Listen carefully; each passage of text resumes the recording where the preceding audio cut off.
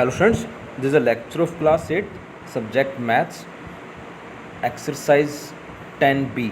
Today we will solve our next exercise, that is 10b. So first we have to learn the basic terms which we will use in this exercise. So first is the marked price.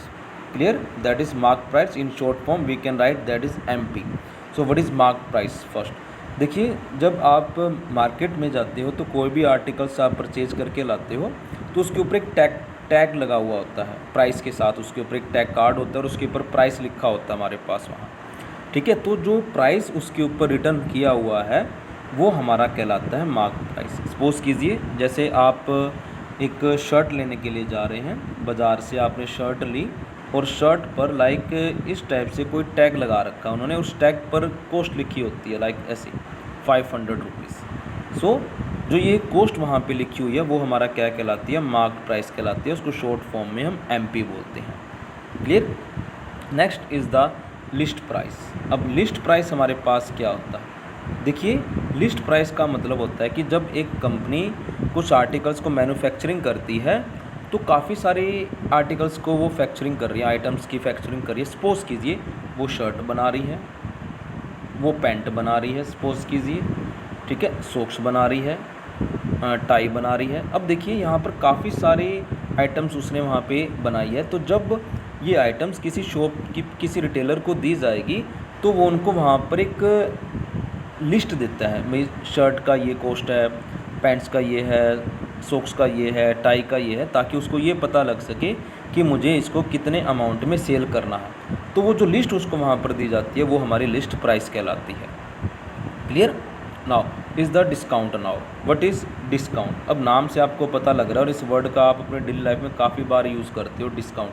Like जब भी हम market में जाते हैं तो कोई भी articles खरीदते हैं, परचेज़ करते हैं, तो हम शॉपकीपर को कहते हैं कि इस पर डिस्काउंट कितना दोगे आप। डिस्काउंट का मतलब होता है कि छूट कितनी मिलेगी वहाँ पर। क्लियर? तो वो कई बार डिस्काउंट इसलिए भी देता है क्योंकि जो उसके पास स्टॉक होता है वो काफ़ी ओल्ड होता है, काफ़ी पुराना स्टॉक उसके अंदर रखा हुआ होता है और उसको सेल करना होता है। लाइक कब? For example on Diwali. जब दिवाली का वक्त टाइम आता है तो उस टाइम काफ़ी सारे शॉपकीपर जो हैं वो अपने बाहर सेल लगा कर रखते हैं काफ़ी सारे आर्टिकल्स की, लाइक कोई पैंट, कोई शर्ट्स, कोई another cloth, shawls, food items, utensils etcetera. तो उस पर वो हमेशा क्या देते हैं, डिस्काउंट देते हैं। तो अब आपने यहाँ पर ये भी ध्यान रखना है कि जो डिस्काउंट होता है वो हमेशा मार्क्ड प्राइस पर होता है, कि जो उसके ऊपर मार्क्स प्राइस लिखा हुआ है वो हमेशा डिस्काउंट उसके ऊपर देगा। लाइक सपोज करो 500 रुपीज़ उसके ऊपर लिखे हुए हैं और शॉपकीपर आपको कहता है कि इस पर 5% का डिस्काउंट है, तो जो 5% अमाउंट कट करेगा वो इस मार्क प्राइस पर कट करेगा। तो हमेशा जो डिस्काउंट होगा वो किस पर होता है, हमारे पास मार्क प्राइस पर होता है। क्लियर? सो जब हम वहाँ पे सेलिंग प्राइस निकालते हैं तो सेलिंग प्राइस का फॉर्मूला बनेगा जो मार्क प्राइस था उसका माइनस जितना उसने डिस्काउंट किया हमारे पास, तो वो हमारा सेलिंग प्राइस हो जाएगा उसको। लाइक जैसे अभी मैंने आपको एक एग्जांपल दिया, 500 रुपीज़ टैग है, 5% का वो डिस्काउंट दे रहा है, तो 5% डिस्काउंट कट करके इसमें से वो उसको माइनस कर देगा जो भी 5% बनेगा और आपको वो देगा। तो जिस कॉस्ट में आपको, जिस प्राइस में वो आपको दे रहा है वो उसका सेलिंग प्राइस है। Clear? Now that is we have to solve the sums. Like first is the mark price of the ceiling fan is ₹1250 rupees and the shopkeeper allow the discount 6% on it. Find the selling price of the fan। मतलब कि एक ceiling fan है, ceiling fan का मतलब होता है जो छत पर फ़ैन लगाया जाता है, उसका मार्क प्राइस दे रखा है 1250 और उस पर डिस्काउंट दिया जा रहा है उसके द्वारा 6%। हमने उसका सेलिंग प्राइस बताना है। Clear? Now you have to write the complete statement. Like mark price of the fan is 1250 discount. Now we have to find out discount how much. So discount will become, that is 6% of 1250. So 6 by 100 multiplying 1250. Here when you will calculate this you will get the result 75 rupees. मतलब कि उस पर जो discount उसको मिला वो 75 rupees का मिला, तो उसका सेलिंग प्राइस क्या आ गया हमारे पास, तो सेलिंग प्राइस होता है मार्केट प्राइस माइनस डिस्काउंट।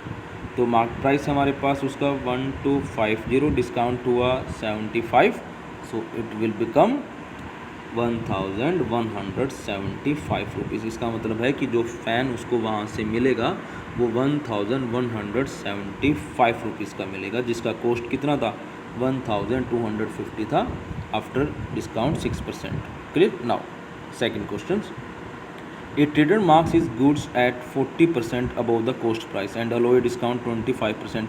मतलब कि कोई ट्रेडर है जो अपने गुड्स को कितने, उसका जो कॉस्ट दे रखा है कुछ गुड्स का वो 40% अबव है उससे कॉस्ट प्राइस से, मतलब जो उसका कॉस्ट प्राइस है उससे 40% वो अबव दे रहा है, और उसके बाद वो डिस्काउंट भी देता है कितना, 25%। हमें उसका गेन परसेंट निकालना है, कितना होगा हमारे पास वहाँ। क्लियर। सो अब सपोज कीजिए कि हमारे पास जो कॉस्ट प्राइस है, let cost price is 100 rupees. Clear. जो मार्केट प्राइस बना हमारे पास वो कितना है, मतलब कि उसको 40% अबव से दे रहा है, तो इसका 40% कितना बन जाएगा, फिर 140 हो जाएगा हमारे पास वहाँ। Clear. And the discount is that is 25% of MP। When you will count calculate the 25% of MP, it will become 35 rupees. Clear. Now find the selling price. So selling price is that is MP minus discount. Clear. Now that is 140 minus 35, it will become 105 rupees. तो ये हमारा क्या आ गया, उसका selling price आ गया है। तो gain percent निकालना है, तो सेलिंग प्राइस हमारा 105, हमने कॉस्ट प्राइस ले रखा है 100, माइनस कर दीजिए, you will get the result that is the 5%। मतलब कि जो ट्रेडर्स को जो गेन्स होगा वो 5% का होगा उसके ऊपर। Clear. Now you have to solve the sums from 1 to 5 of exercise 10B in fair notebook. Clear. 1 to 5 of exercise 10B in fair notebook. Thank you and have a nice day to all of you.